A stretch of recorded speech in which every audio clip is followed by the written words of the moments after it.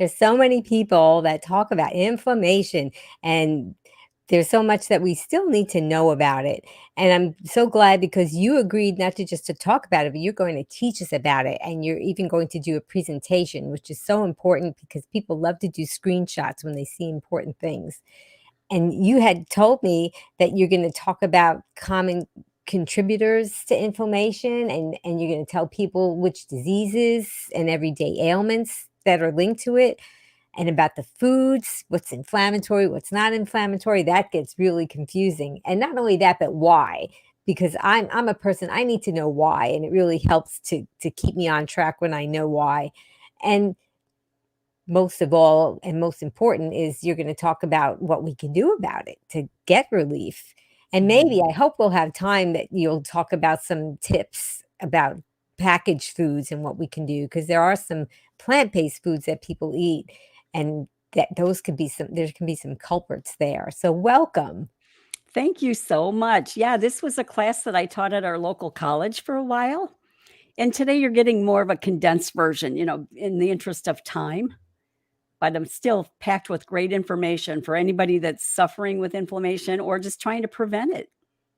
Well, that's wonderful. So everybody get your thinking caps on. That's what one of my elementary school teachers used to say. Yeah. Put your thinking caps on and get ready to take notes, because this is going to be very valuable information. But of course, before we begin, I would like everybody to join in with our true or false game. It's time for True or False on Be Green with Amy Live. Answer true or false to Amy's questions in the comments below, and Amy will ask our guest for the expert answer. Okay, so we're going to maybe do some other true or false questions later on. But before the presentation, and Cyd thought that this would be a great question. So Green Warriors, please type in T or F, because if you type in the word false, it won't look good on the social media.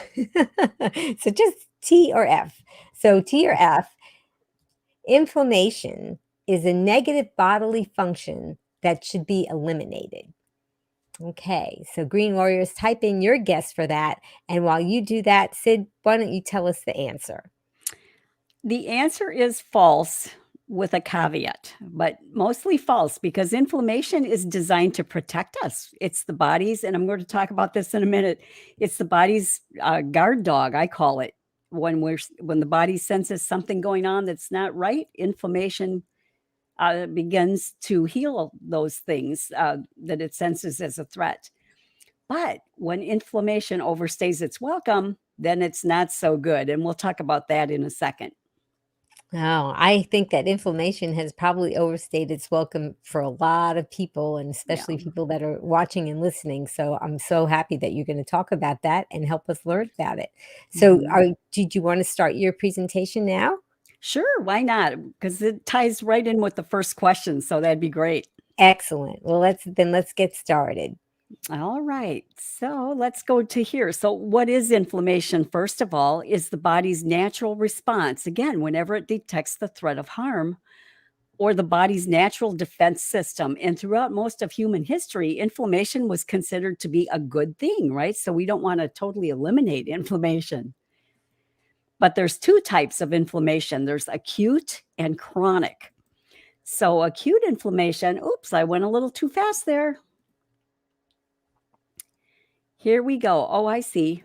I have to show the whole slide. Okay, I thought it was going to go in by little sections, but we'll just talk about the whole slide. So acute inflammation, again, is the body's response to like an injury or a splinter or a cut or a burn. And our body rushes immune cells to that area to start repairing and regenerating that damage.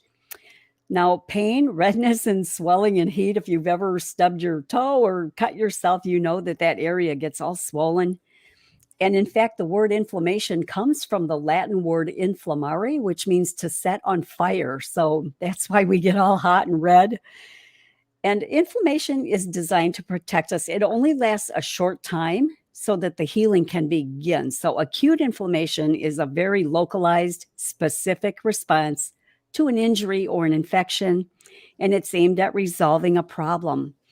And you know this, Amy, our bodies are so amazing. They're always striving to heal. they're always striving to heal. And this inflammation and immune system is just one way that it does that. Oh my gosh. Okay. I'm going to be lighter on the click.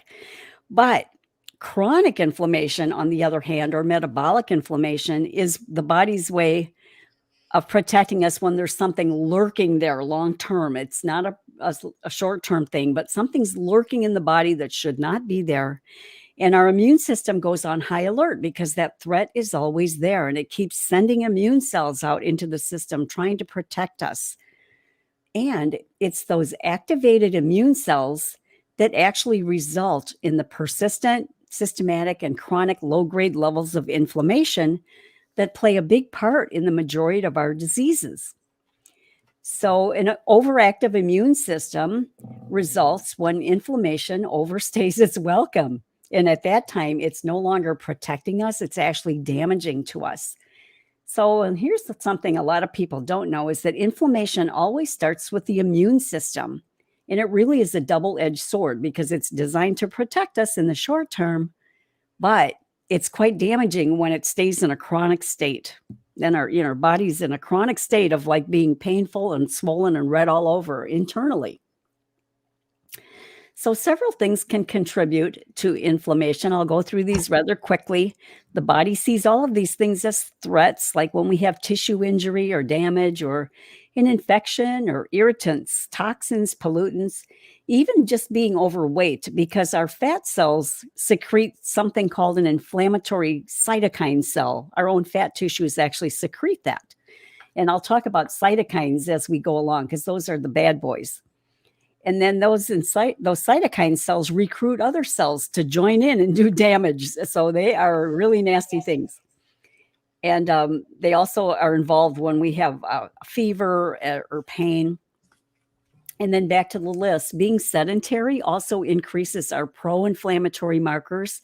But when we're physically active, that decreases our pro-inflammatory markers. Smoking contributes to inflammation because nicotine activates a white blood cell called neutrophils, which in turn leads to inflammation. Having high LDL cholesterol or bacteria or viruses or parasites, chronic stress, poor sleep habits, all of these factors contribute to inflammation because, again, the body is sensing some type of threat as a result of these things. But by far, the greatest factor and the primary driver of chronic disease and inflammation is what we put directly into our bodies probably 3 times a day, and that is our food choices. Our food choices matter more than any other factor, according to the research. Even those environmental toxins and our genetics, the food is a bigger factor in inflammation than even those things. And it's linked to almost every one of our chronic ailments and diseases, acid reflux, allergies, even dementia, arthritis, which is the one that most people associate with inflammation, right, when their joints hurt, asthma, bronchitis, autoimmune diseases. That's when our body is attacking itself rather than those things it's trying to fight off. And then cancer, Crohn's disease, IBS, diabetes, heart disease, high blood pressure, osteoporosis. Anything ending in itis means that part of the body is inflamed, like bronchitis, right? Your bronchial tube is inflamed. Plantar fasciitis, that part in your foot is inflamed. So anything ending in itis indicates that that part of the body is inflamed. So since most people relate arthritis mostly, let's just talk briefly about the 2 types of arthritis. The first one is osteoarthritis, and that's the breakdown of cartilage in the joints that can result in some stiffness and inflammation, but the inflammation is not occurring as the result of an altered immune system. It's generally like wear and tear on our joints, or sometimes due to a traumatic injury to the joint. The other type, is inflammatory arthritis, and there are many different forms of that, including gout and rheumatoid arthritis, or RA, which is the most common form. So inflammation of the tendons and ligaments and joint linings, all of these conditions result in pain, stiffness, limited movement, sometimes fatigue even. And we could spend hours talking in depth about any of those conditions, but I just do want to touch on heart disease for 1 minute, since it remains our number one killer, and everyone has been affected by it to some degree, or they know someone who has. So let's talk about how inflammation harms the heart real quick. So our arteries are actually one of the most likely sites for inflammation to occur. And we don't feel that because there are no nerve endings in our arteries. So our arteries can get inflamed and we're not aware of it. And that's because the lining of our arteries is where deposited fats and cholesterol form those little plaques, right? That resemble small sores. And naturally, the body sees those small sores as a threat, and it sends out those immune cells, as it should, because there's a threat going on in the body. So here's an illustration. So the lining on the inside of our arteries, if you look at the artery on the left there, that thin pink layer on the inside of the artery is what's called our endothelial cells, or our endothelial lining. It's really protective, and it's only one cell deep. So again, those endothelial cells, they produce nitric oxide, which keeps our vessels open and keeps the blood flowing smooth. But when that lining gets damaged, like the artery on the right there, it allows the fat and cholesterol to enter the artery wall, and that paves the way for plaque formation. And again, the body sees those plaques as a threat, and it keeps the immune cells dispatched and always activated because of that. All right, let's go on to the next slide here, because here's where it gets even trickier.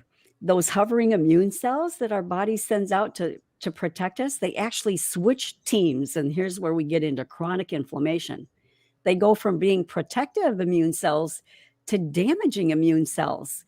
And when they combine with the fats and cholesterol that's already there, they can actually contribute to more plaque formation and even more inflammation. So it becomes a vicious cycle. And some of those damaging cells are those cytokine cells that we mentioned a minute ago. And those cytokines, they can do a whole lot of damage. They can give us eczema, like symptoms like eczema and fatigue and arthritis. And let me just share this one study that I found that was done in 2018. Was done at the La Jolla Institute for Allergy and Immunology. But the AHA, the Heart Association, the Diabetes Association, everybody supported this study. And they examined the role of those inflammatory damaging cells. And they said that a diet high in fat and cholesterol depletes the artery protecting immune cells and turns them into promoters of inflammation, which worsens the plaque buildup that occurs in cardiovascular disease. And that's just what we've been talking about. The researchers also said that inflammation is a key contributor to the hardening and narrowing of the arteries. And they concluded their study by saying, people think that atherosclerosis is just about cholesterol, diet, and exercise, but it's actually an immune disease. The blockage of the arteries is very much due to the immune system reacting to excess cholesterol and lipids, or fats, in the walls of the blood vessels. With the Western diet, protective cells change to damaging cells, causing more inflammation. So that's exactly what we've been talking about.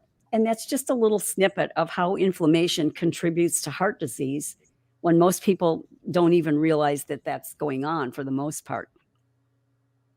So now let's talk about the foods. Which foods are inflammatory and which ones are not? So Amy, what do you think people would want to hear, the good news or the bad news? Are you gonna, if we hear the bad, will you also give us the good? Oh, yeah. Well, Definitely. I guess we were already having some bad news, so let's go ahead and Keep on with the continue bad on. news? Okay. Keep on going. Yeah, because I think a lot of people are nodding their heads because most people that are watching are eating a healthy diet. So I think it'll give them the information that they need. Okay.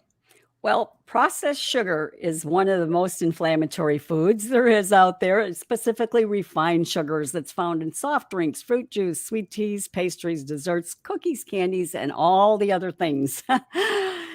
And that's because sugar stimulates the production of something called a free fatty acid that triggers insulin resistance and inflammation. In fact, just 40 grams of sugar a day, which is a 12-ounce can of pop, triggers the release of those cytokine cells that we talked about, which are so damaging to us, plus weight gain and an increase in LDL cholesterol too. Another very common inflammatory food are oils, right? Found in olive oil, canola oil, safflower, cottonseed. It does not matter. All oils are inflammatory. And I know this might be surprising to some of you because oils are often touted as health foods, right? By savvy marketers and even some health professionals that are out there. And oils gained a lot of popularity back in the 1990s when the Mediterranean diet became popular. But I personally am always hesitant to call oil a food because all oil is the extracted fat from a food, right? It's a food component. It's not really a food. It's oils that has been extracted from plants or fish, and all oils are 100% pure fat. And oils are found everywhere. Margarine, which is typically made with all oils sometimes. I used to buy Earth Balance butter, before I knew better. That is 100% pure fat, pure oil. I didn't know that at the time. Mayonnaise dips, dressings, bakery items, even certain breads, even peanut butters can have added oil, crackers, frozen entrees. I mean, the list of processed foods goes on and on. I'm sure you're all aware of how many bad processed foods there are out there. But restaurant foods, too, are another caveat because they are typically loaded with oil. And it does not matter if it's a fast food restaurant or a gourmet restaurant, you're going to get oil in your food unless you're very aware of it. So 1 tablespoon of oil is 120 calories, 14 grams of fat. And not only are they huge weight busters because of that, but they are health busters as well because they damage the endothelial lining that we just talked about on the inside of our arteries, which paves the way for plaque formation. And they're highly inflammatory due to their high omega-6 content. So omega-6 is a polyunsaturated fat, but it metabolizes into another omega-6 in our system, something called LA, linoleic acid. And that linoleic acid produces a lot of prostaglandins and other fatty molecules that contribute to inflammation. That's why oils, we really have to watch out for those oils. They impair our circulation. They have clotting factors equal to animal fats, promote insulin resistance. They lower our good cholesterol while raising the bad. And again, they have a direct toxic effect on those protective endothelial cells which line our arteries. So we want to be really careful about those oils. And I'll share this one other study that I found that was released back in 2018 as well. And this was done at the Heart Institute in Kansas City. And the researchers there looked at the effect of vegetable oils as a driver of heart disease. And they concluded with this statement.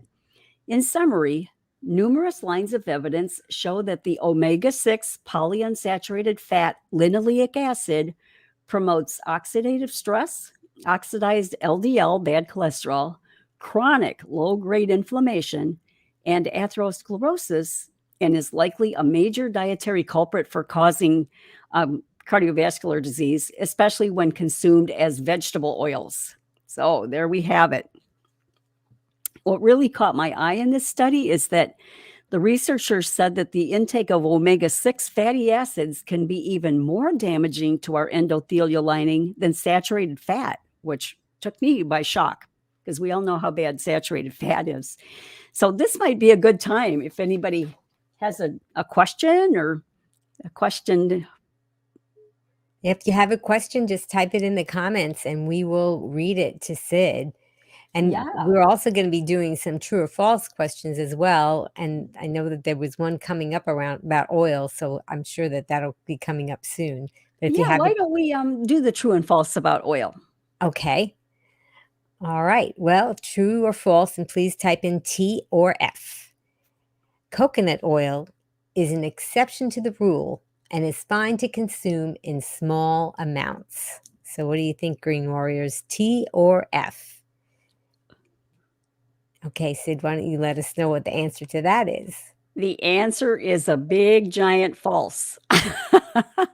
There's no exception. Coconut oil falls right in there with the other oils. It's 100% liquid fat, and 92% of it is saturated fat. Okay, let's put that in perspective. A tablespoon of lard has 5 grams of saturated fat, and a tablespoon of coconut oil has 12. So that's more than double the saturated fat as lard. And the reason this matters is because saturated fat is rated as the most pro-inflammatory food component. So think about that. Saturated fat, 92% saturated fat in coconut oil, and it's the most pro-inflammatory food component. Not only that, but it contributes to type 2 diabetes and plaque formation and dementia and so much more. So beware of those savvy marketers who are promoting coconut oil, because what they've done is taken a small kernel of truth about it and spun a big tale around it. So we need to really do our research. Anne said, wow. And Anne also had a question for you. Okay. She wants to know, is the correlation for being fat strong? Is the correlation to being fat?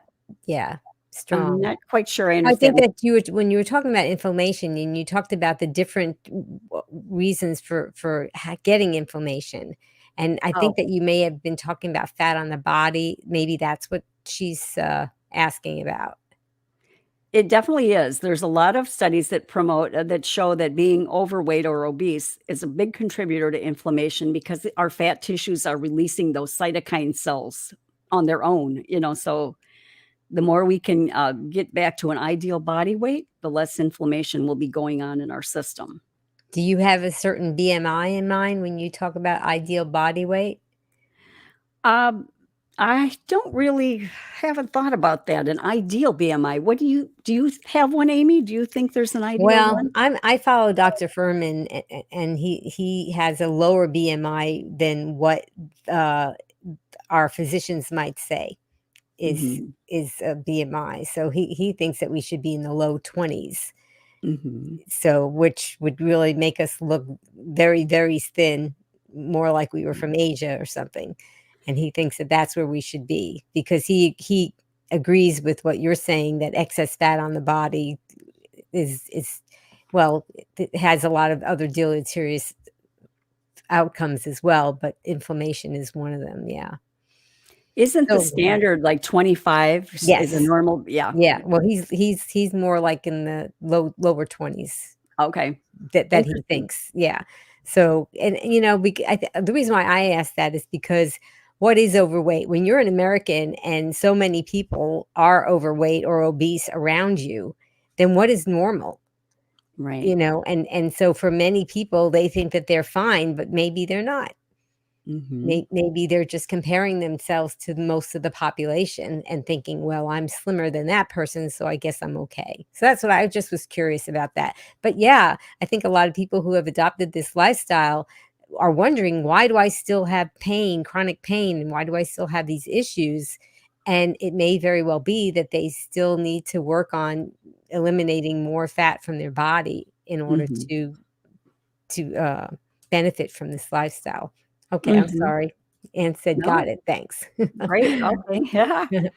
Okay, All right, let's continue. move on to the next inflammatory food then, which are trans fats, hydrogenated oils. And the government has cracked down on this a little bit. They say there's no safe amount, even our government, who's really quite lenient with food manufacturers. But these are oils that have been heated and treated with hydrogen, making them kind of a solid food. So you'll find it in fast food, frozen pizza, cookies, crackers, ready to use frostings, coffee creamer, frozen pies. You got to be a sleuth label reader these days to know what you're ingesting. But these trans fats are a double whammy, because they increase our bad cholesterol while lowering the good cholesterol. They promote obesity, insulin resistance, and they lead to so many health problems. And again, this is like a shortening type of thing. When oil is converted with hydrogen into a solid, almost like a lard. So again, even our government says there's no safe amount. But so when they cracked down on food manufacturers about this, the food manufacturers started replacing it with palm oil. Not a big improvement there. They're still using oils. Okay, let's move on to meats and processed meats. How do they contribute to inflammation? Well, again, one of the biggest reasons is the saturated fat, which is the single most pro-inflammatory food component. Plus, meats contain this acidic sugar molecule called NEU5GC, which is found in meats, fish, and some dairy products, but it is not found in humans. So our body sees that molecule as foreign, right? And it tries to combat it because it doesn't recognize it. That is a trigger for inflammation. Cholesterol is another reason, and cholesterol triggers inflammation. And because, as we showed on those heart slides earlier, it becomes a vicious cycle because inflammation speeds up the accumulation of cholesterol, and cholesterol in turn produces more inflammation, and on because the cholesterols are hardening into those plaques, which can rupture and lead to blood clots and cause those heart attacks or strokes. And just remember, plant foods contain 0 cholesterol, so we don't have to worry about that here. Also, there's factory farm meats. If you're eating factory farm meats, they are fed a diet high in omega-6 fatty acids, which are also inflammatory, as we mentioned. And studies confirm that the more animal protein we eat, the higher levels of inflammatory markers there are in our blood. Meat also contains AGEs, advanced glycation end products, which are they're harmful compounds that are formed when protein or fat combine with sugar in our bloodstream. That's a process called glycation. And AGEs can either form inside of our body or in the foods that we eat. And when meat is cooked, like on high temperatures with grilling and frying and sauteing and all of that, that the levels of AGEs can skyrocket in meat when they're cooked that way. But they contain AGEs at any time, but they are, they're elevated during high cooking. Okay, went too fast again. Then next is dairy products like milk, butter, cheese, yogurt, ice cream, pudding, sour cream. Again, they're high in saturated fat, those AGEs that we just talked about, and toxins. And cheese is the highest source of saturated fat in the American diet. So let's get that out there. We just talked about saturated fat being the most pro-inflammatory. And what's the highest source of saturated fat in the American diet is cheese. And when you watch TV, it's double cheese, everything, cheese. We've got the meats covered with cheese. You just want to scream. I don't know if it affects you that way, Amy, but it does make me want to scream sometimes.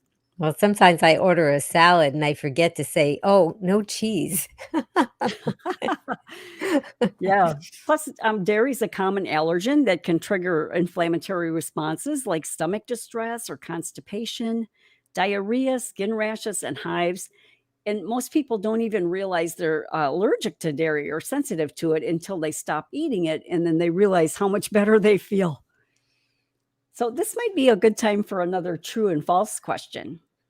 Okay. So we had one about flowers. Is that the one that you wanted to talk about? Yeah. Okay. So Green Warriors, type in T or F. Products made with enriched flours, such as store-bought cookies, cereals, and crackers, would not be inflammatory if they don't contain dairy. Type in T or F is your guess. And Cyd, what's the answer? The answer is false. They are still inflammatory. Let me explain why. Refined grains that you find in most products in the store, if it says enriched flour, you're looking at a refined grain typically. Now, we know that whole grains are promoting health, but the refined grains like the white bread, white flour, certain noodles, cakes, cookies, biscuits, pastries, cereals, and pretzels, they lead to inflammation because the grains have been stripped of their outer coatings and they're devoid of any fiber, which spikes our blood sugar and causes that pro-inflammatory reaction called glycation. So remember, we talked about saturated fat being the most pro-inflammatory food component. Fiber is the most anti-inflammatory food component, right? And so when they strip these grains, they're stripping off the fiber. And other things that can lead to inflammation would be the regular consumption of alcohol, because it can damage the intestinal lining and lead to something called leaky gut, and which drives inflammation throughout the entire body. Alcohol also suppresses the immune system, and it really affects the key function of certain organs. So the Arthritis Foundation, they've even listed several warnings about drinking if you're taking NSAID drugs, which are the NSAID drugs, non-steroidal anti-inflammatory drugs like Aleve or ibuprofen or acetaminophen. So if you are drinking while taking those, I encourage you to go check out the Arthritis Foundation's website about the warnings about drinking if you're taking NSAIDs. And then food additives and artificial sweeteners. Well, of course, the body is going to see those products as foreign because they're man-made. There's nothing natural about those. And it's going to dispatch those immune cells to try to combat that threat. And people who are suffering from RA, or the rheumatoid arthritis, are especially susceptible to inflammation triggered by these additives. And then lastly is fill in the blank. And this is for any food allergy or sensitivity that a person might have. Of course, the most common are gluten, dairy, nuts, eggs, and nightshade vegetables. If you're sensitive to solanine, you might be triggering an inflammatory response from that. Okay, that's enough of the bad news now. Shall we get to some good news for a change? Oh, yes, we love the good news. All right, here we go. Starches, right? We love our potatoes and beans and rice, legumes, and whole grains because they contain anti-inflammatory properties like resistant starch, fiber, and anthocyanins or flavonoids. Vegetables, fruits, mushrooms, dark greens, all of which are high in antioxidants, lycopene, flavonoids, carotenoids. Fiber, again, there's our friend fiber, and we're going to talk a little bit about fiber. Folic acid and other anti-inflammatory properties. And again, we mentioned that fiber is the most anti-inflammatory property. And where is fiber found? Fiber is only found in plant foods. Now, let's look at the grains. We just talked about the refined grains, but the whole grains like steel-cut oats, brown rice, barley, quinoa, buckwheat, wild rice, all are high in fiber. They boost the immune system and they feed the beneficial gut bacteria, which is amazing. Fiber feeds our good gut bacteria, while the animal and processed foods feed our pathogenic gut bacteria. And so our good bacteria thrive on fiber, and that reduces our risk of inflammation because of the fiber. It might be time for a true and false here when we're talking about soy foods. All right, Green Warriors, T or F. Type in T or F. Whole soy foods such as tofu, soy milk, and tempeh are anti-inflammatory foods. T or F. Type in your guess. Cyd, what's the answer? The answer is true. They are an anti-inflammatory food. Whole soy foods. Now, we're talking about tofu, soy milk, tempeh. We're not talking about the isolated soy protein foods. That's a different story. But whole soy foods are very anti-inflammatory because of the isoflavones, the omega-3s, and the phytoestrogens. Also, nuts and seeds. Oh, back to the tofu thing. I always advise that any tofu product should be purchased organic or at least non-GMO. So if you're worried about soy for the estrogen, that's all been debunked. I have a whole article about that on my website. So if you don't like soy food, there's no need to eat it. But if you want to make a chocolate pudding out of your tofu or put some tofu in a stir fry, then there's no need to exclude it either if it's a whole soy food. Nuts and seeds too, like walnuts, almonds, Brazil nuts, chia seed, ground flax seed are very anti-inflammatory because of the omega-3, the magnesium, and the vitamin E. And then herbs and spices, as the ones listed here, contain antioxidants and powerful chemical compounds that are known to lower inflammation, support the immune system, and improve our digestion.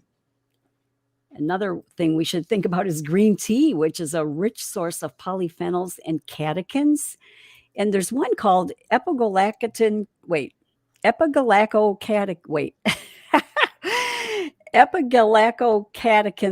galate, or ECGC. It must be important because it's a big word. Yeah.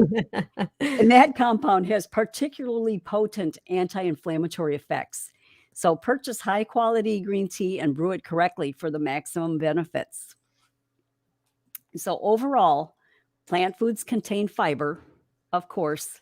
The only foods that contain fiber, there's no fiber in milk or pork chops or salmon or eggs or chicken or dairy-based yogurt, zero fiber. But it is crucial to our health. We all know that fiber is so crucial. Um, it lowers our risk of so many diseases, and especially beans and legumes and split peas, chickpeas. Beans are a great source of butyrate. So when we eat fiber, it releases butyrate into our bloodstream, which is a very anti-inflammatory property that has broad effects throughout our whole body. So when someone asks, where are you getting your protein? I like to say, really, where are you getting your butyrate? Because that's even more important, your fiber. And again, fiber is only found in plant foods. And the RDA for fiber is about 32 grams a day, but less than 3% of Americans are meeting that RDA. They're getting about half of that, about 15 to 17 grams of fiber a day. Now, the healthiest populations on Earth are eating at least 45 grams or more of fiber a day. And a whole food plant-based diet easily can supply 50, 60, or more grams of health-promoting fiber each and every day. And again, it's only found in plant foods. And again, we're talking about fiber from plant foods, not fiber from the functional man-made fiber products like Fiber One or Benefiber. Those products do have some benefits, but not the same benefit as when we eat our fiber directly from food. Okay, I'm going to share this little tidbit with you. This is called the Dietary Inflammatory Index. It came out in 2009. And it was developed by the American Institute for Cancer Research, supported by the National Institute for Health and the Prevent Cancer Foundation. And their goal was to evaluate the implications of chronic inflammation on major diseases. So the index doesn't rate foods per se, but it rates like overall the parameters of food, like the saturated fat and the cholesterol.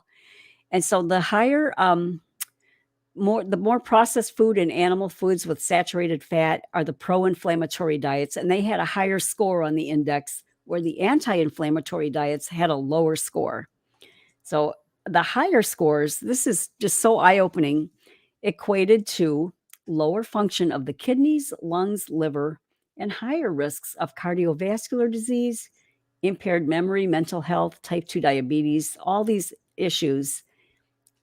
And get this, a 75 increased percent odds of getting cancer by eating a pro-inflammatory diet. Now that almost floored me, Amy, the first time I saw it, that statistic. I had to go back and like double check that. Yeah. So the more inflammation that we can prevent, this is why it's so important to keep an eye on the inflammation. I mean, even if you're eating a vegan diet, some of these inflammatory foods can still be in there. You know, the list that we went through, question yourself and ask if you're consuming any of those. The researchers also, at the end of the study, they said that when it comes to the use of those NSAID drugs, the non-steroidal anti-inflammatory drugs, they said that those drugs can reduce the risk of some cancers, but they come along with adverse side effects. And they said that dietary modification is safer and more beneficial than the drugs. So I want to highlight that in bold, right? Dietary modification is safer and more beneficial than the NSAID drugs. So we have a lot of control. So what can you do about it if you suspect you have inflammation? Well, there's a blood test that you can get called the CRP, the C-reactive protein test, which is a measurement of any chronic inflammation going on somewhere in your body. It's not going to tell you where it is, just that it's in your body. And CRP, C-reactive protein, is produced in the liver, and levels rise in our system when inflammation is present. So having a CRP level, ideally they're kept under 1 milligram per liter. But professionals have said that there's a risk when it comes to cardiovascular disease. Having a reading of between 2 and 3 indicates a moderate risk of heart disease, and higher than 3 indicates a higher risk. But unfortunately, most levels of Americans today are well over 1. suggesting that most of us are indeed suffering from chronic inflammation.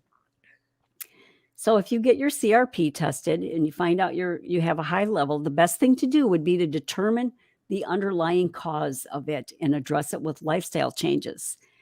Because as we mentioned, diet is by far the biggest factor. So if you suspect that inflammatory foods are the root cause of why you've got a high reading there, then of course the solution would be to consume different foods and, do a test, have your blood checked again. Because as we know, Amy and I know, and you know too, the body is always striving to heal itself. And when we cooperate by giving it the foods that it needs to heal, then it can begin to reverse some of those underlying issues. So if you do need to take medication for relief of inflammation, and this is just general, this is not specific advice to anybody, this is general dietary advice. Anybody's taking drugs to relieve inflammation, it should be done in conjunction with making those diet and lifestyle changes and gradually reduce the or eliminate the meds that you would need. Work with your doctor on that, of course. Okay, other lifestyle changes would be to quit smoking. We talked about why that's inflammatory. Exercise, reduce your stress levels, lose weight, again, that body fat that we talked about. Dozens of studies have shown that obesity is strongly associated with increased CRP levels. That goes back to that earlier question. But again, by far, the biggest and best thing you can do is to consume the most anti-inflammatory and health-promoting diet available, a high-fiber, densely nutritious, whole food plant-based diet, which has been shown to reduce CRP levels by 30% in just 2 weeks. All right. One little claim here to beware of the miracle drugs that are out there. I have a relative that fell into the cactus juice commercial. The cactus juice was going to reduce her inflammation. Of course, it did not, but it's the overall total dietary pattern that matters more than any of these things that are out there. You've probably seen commercials for this type of thing. And these, even the Arthritis Foundation has a list of things that are fraudulent. So you might want to go there and see if something you're considering, if a supplement or some other bracelet or something, you just need to investigate that before you go into that. And remember that it's the total dietary pattern that matters the most, right? So I know if you just add a few of those anti-inflammatory foods to an already poor diet, you're not going to see much change. It's the total pattern that matters. And here I'll just show a few of our favorite recipes that are all highly anti-inflammatory. We make barbecued lentil loaf with mashed potatoes and gravy, cheesy broccoli soup, so very good, creamy chili pasta, lots of plant-based burgers. They're usually bean-based or grain-based. Sweet potato curry burgers are one of my favorites with baked beans on the side. African peanut stew, lasagna roll-ups, which is made with a nut ricotta filling. Oops, too fast. Sloppy joes that can be made several ways. Stir fries, a hearty chili with cornbread. There's a cheesy tortilla bake, plant-based sorbets, and chocolate mousse. And as you can see by these photos of anti-inflammatory foods, they are anything but bland and boring. I've had many clients who were previous carnivores that told me they're enjoying so much more variety and flavors now that they have switched to plant-based cooking. So if you decide to give this a go, I always tell people there's no need to find dozens of recipes at once. Find 6 or 8 that you really like and then add your other ones in slowly. Otherwise, it can be very overwhelming at the start if you're new to plant-based eating. So Amy, do we have time for a quick label reading lesson or? Yes, I think we should have time. We Okay. do have a question. Well, let's just see. We have, Anne wanted to know, does a diet high in methionine also contribute to inflammation? I'd have to look that up to give you an accurate answer on that. I'd be happy to do that. But for now, I'd have to say I would need to look into it further before giving any educated answer. Yeah, and that I always respect people who answer questions like that instead of just trying to guess. So Yeah. very good. Thank you. Yeah, let's talk about labels. Okay. And we Well, also have a couple of true or false yeah, questions let's do too. one of those now. Let's do a true or false now. Okay, well, we have a question about Pepsi. I think we'll do that next. Say, Green Warriors, type in T or F. 1 12-ounce can of Pepsi contains over 8 teaspoons of refined sugar. T or F? Type in your guess. And Cyd, what's the answer? The answer is true because let's talk about refined sugars in general, and then we'll get to the soft drink. So we talked about refined sugars, the drinks, the candy, the cakes, all of that. But when it comes to how much is in a label, so 1 12-ounce Pepsi contains nearly 10 teaspoons of sugar. And how do we know that? Because there are 4 grams of sugar in 1 teaspoon. And as you can see by the label here, there are 41 grams of sugar. If you go down in the nutrition facts box, almost to the bottom, under the total carbohydrates, you'll see sugars, 41 grams. 41 divided by 4 is roughly 10. So this pop contains the equivalent of 10 teaspoons of sugar. And if we turn our head sideways there and look at the ingredient list, we can see that high fructose corn syrup and or sugar are the source of that sugar. And both of those are sugars that we want to avoid. So this is for a 12-ounce can. If you were to drink a 20-ounce Pepsi, that would have close to 14 teaspoons of sugar. They don't make it easy for you to figure that out, do they? Yeah. Now, there's natural sources of sugar too, like from fruits, right? And dates, bananas, apples. And so that's why you always have to read the ingredient list, because some of the sugar could be from raisins, for example, something to consider there. Next are those inflammatory oils, the products that we want to avoid. Look out for any product that contains vegetable or seed oils or palm oil, coconut oils, olive oil, coconut butter, and those trans fats that we talked about, the hydrogenated and partially hydrogenated oil. And here's that Earth Balance butter, the butter that I used to buy. It's vegan. And before I knew better, I was eating this on my toast and everything else. But if you read the ingredient list there, almost the entire product is comprised of oils there. It has an oil blend with palm fruit oil, soybean oil, canola, olive oil, and then other salt and other things. But this product is 100% pure fat. And I can tell that because the calories are 80 in the nutrition box there, just about a third of the way down. Calories are 80. Calories from fat are 80. That means this product is 100% fat. And so margarines and the fake cheeses that are out there, a lot of the fake cheeses, be careful, they are also loaded with oil. Angela Fischetti said, yikes. Yeah. Oh, there she is. Okay. And again, we talked about this earlier, so I'm not going to repeat all of this. But when we talked about the heart slide, we talked about why the oils need to be avoided. Now, how do you tell if something's a whole grain or refined grain? And we have a true or false question coming up about that too. Oh, okay. Let us ask it. All right. So Green Warriors, T or F, type it in. Whole grains are health promoting because they still have their outer coatings intact. Type in your answer, T or F. Okay, Cyd, what's the answer? It's true. And if you were paying attention in the previous slides, you probably know that whole grains are health promoting. And that is because they still have their outer coatings attached where all the fiber and nutrition lives. Refined grains are inflammatory because those outer coatings have been stripped off or polished off. And so how can we tell if a product has, if we're looking at a loaf of bread or a cereal or a cracker or anything that's going to have flour in it, how can we tell if it's whole grain or refined grain? Whole grain products will list the word whole. It'll say whole wheat flour, whole rye, or it will say sprouted, stone ground, cracked, or rolled. Those are other keywords that mean it's still intact in its whole form. Here's a couple examples. Not that these are healthy products by, totally, but I just wanted to show you the words whole grain wheat there on the left. That would be a whole grain. Or on the right, organic sprouted wheat. Okay, so that would be a whole grain, organic sprouted barley. So that word sprouted is in there.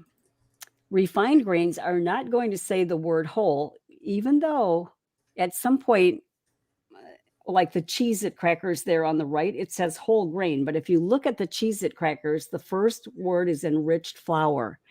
So you're going to see the word enriched anytime it's a refined grain. It will not say the word whole. And so that product on the left there is, hang on one second. I think that is for, let me find my notes. What product is that for? I don't know. But what they do is they strip the grain of their outer coatings. They grind it Makes into me think of flour. a pasta because of the blue on it, Oh, but I don't know. That's my guess. okay. It's got flour, barley. Anyway, what they do is they strip the coating off the grain, and then they chemically enrich it because they've stripped all the nutrition off. Now they're going to add the vitamins and minerals back in chemically or spraying it in there. So that's why they say it's enriched flour, because they've added either vitamins or minerals or other things to it. And those are the ones that are inflammatory. So if you see the word enriched, we want to avoid that. If you see a loaf of bread that says just wheat bread on the package, and it even looks brown, but you have to still read the ingredient list, because that is most likely not a whole grain product. Sometimes they dye the product dark to make it look like it's a whole grain, to fool you into thinking it's a whole grain. So I think that might be a bread on the left there. And again, Yeah. the Cheez-It crackers, which we would never buy anyway, but just to show you an example there of enriched flour. Again, we want to avoid those because they cause rapid digestion. There's no fiber in them, which causes a spike in our blood sugar levels, which can lead to unstable glucose levels in both diabetics and non-diabetics as well. So there we have it: white bread, hot dog buns, certain pastas, pastries, cookies, cereals. All of those things are made with refined flours. And again, it's the lack of fiber. Sometimes you might feel a high or a low after eating a refined dessert. And that's why, because that rise in blood sugar is happening because of the refined flours. So let's see. Do I have another? Oh, by the way, that label there is for crackers. That was for a package of saltine crackers where it says unbleached enriched wheat flour. And see how they have enriched it by adding niacin and all these vitamins back into it. Now, after that, you'll see whole wheat flour listed there. So the product does have a little whole wheat flour. But on the label, products are listed by volume, by what's in there the most. So this product has more unbleached enriched flour than any other item ingredient. So does that make sense? Plus it has oil. So we would never eat this anyway, but just an example of how enriched flour will look on a label. Okay, well, that is just a really brief little tip. That was a lot of information. It's kind of like drinking from a fire hydrant. We're going to have to watch it all again. We had another question from Anne. Oh, So yeah. she's our star student today. If you had to pick one thing that is most important to start with from all of your advice today, for those of us still struggling, what would it be? I'm torn between oils and dairy. Dairy is a known cancer promoter because of the casein protein. Oils are highly inflammatory and also deleterious to your arteries and everything else. So, if I had to pick one, that is a toughie. I would say the dairy, because you're going to be eating more choices with that more saturated fat, the cheese and the yogurts and the ice cream, but oils are right there too. Yeah. What would you say, Amy? How would you? I would have a hard choice, but I feel that when you eliminate the dairy, there I think that you might notice something happening sooner as far as how you feel if you eliminate the dairy, because a lot of people are either highly allergic or they have some other reactions with their skin and all kinds of things that are happening because of dairy. And so I think that the reward might be quicker with the dairy. And then that would give you the inspiration to go on with the next thing. And oil can be tricky because there are just so many foods that that it's hidden, and it'd be a bigger change for somebody to have to make, for a newbie to have to make. Yeah. But yeah, I'm with you. It's they're both not very good. Yeah. So we'll say dairy. Yeah. All right. Well, here's my last slide. So this was a condensed course today. There's a 90-minute class on my website. And if you are a follower of Be Green with Amy, there's a coupon code for you there. You could get 50% off that class, the one that I taught at the college. Yeah, and we'll put that information in the show notes as well. So, yeah, we felt like we went to college today. That was I and there was believe just education is the key. I would not be where I am today had I not learned. It's what keeps me motivated. How about you, Amy? You exactly. mentioned. That's one of the reasons why I do this, because we're surrounded by people that don't have the education and they just have the misinformation. And it's so easy to fall out of this lifestyle if you're surrounded with people like that and you don't immerse yourself in education, like today's presentation. And also, if you can get yourself in with a tribe, like we have the Green Warriors here and other places have people, and just every day watch something, listen to, I have a Be Green with Amy podcast, so you can download it if you're flying on an airplane or going somewhere without internet. There's always a way, and other people do this as well. So there's always a way, and there's great books like the Plan A Diet, which you have, and it's a wonderful book, and you can do all these things. And if every day you're doing that and knowing the why and having the information, then when that little temptation is in your ear, or when you're seeing other people doing the inflammatory diet, you'll remember, wait a minute, there's a reason for this. And I love how this diet is not just for inflammation, right, Cyd? Oh, no. It prevents and reverses pretty much every one of our top killers and every chronic ailment. Oh, Definitely. and Angela said, this is a great class. I took this about proudly display my certificate. I highly encourage everyone to take this course regardless of lifestyle and food style choices. Yes. That's a good, there you go, guys. And Thank Angela you. is a regular presenter on Be Green with Amy, and she's very knowledgeable about a lot of things. So I trust her. Yeah, she is. Well, thank you so much for having me. Are there any other questions or? I'm going to look and see if we have any other questions. Oh, well, we do have a comment from Angela. And she said, hello from South Beach. So happy I could make a part of the show. I adore Cyd Notter and her wonderful work. I have learned more from Cyd anti-inflammation than from any doctor. That's a big deal, Cyd. I Wow, believe thank it. you. Yeah, Yeah, because I thank mean, you, Angela. yeah. And The feelings go ahead. the feelings are mutual. Oh, I think she's an expert in her field, and I've had yes. her on my show as well, Yes. interviewed her, and, yeah, she knows her stuff. Yeah, and if you want to get the book, that's another resource too. And I love the book because it kind of talks about some scriptures in there as well, because some people may be looking to get some inspiration or knowledge, and so there's a few different scripture quotes throughout the book that kind of make you think. So this is a wonderful resource as well. Thank you.